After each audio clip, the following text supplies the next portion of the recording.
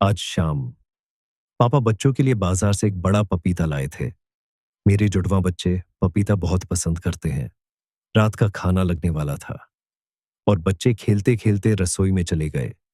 कुछ देर बाद वे डरते हुए कमरे में आए, चेहरे पर घबराहट और आंखों में साफ डर।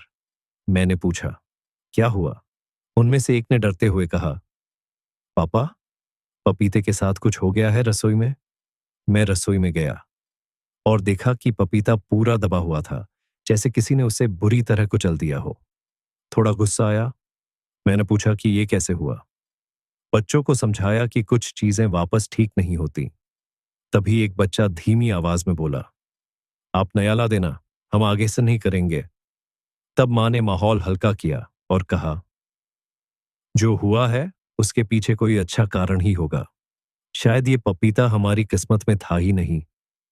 मैं मन ही मन सोच रहा था, आखिर भला क्या। मैंने पपीते को पैक किया और सोचा कि इसे किसी गाय को खिला देता हूं। स्कूटर लेकर निकल पड़ा, पर काफी देर खोजने पर भी कोई गाय नहीं मिली। बाजार पहुंचा। दुकान खुली थी। बच्चों के लिए नया पपीता और कुछ फल ले लिए। वापसी में दूसरा रास्ता लिया। मन में था कि ये कुचला पपीता कचरे में डाल दूं। तभी अचानक कूड़े के ढेर के पास एक गाय दिखी। मैंने पपीते का एक टुकड़ा दिया। वह भूखी थी, तुरंत खाने लगी। फिर मेरी नजर पड़ी थोड़ी दूर पेड़ों के अंदर, अंधेरे में दुबकी तो छोटी काली बच्चियों पर। वे चुपचाप किसी उम्मीद में बैठी थी। मैं उनके पास गया और बाकी पपीता रख दिया। दोनों तुरंत उठी और भूख से खाने लगी।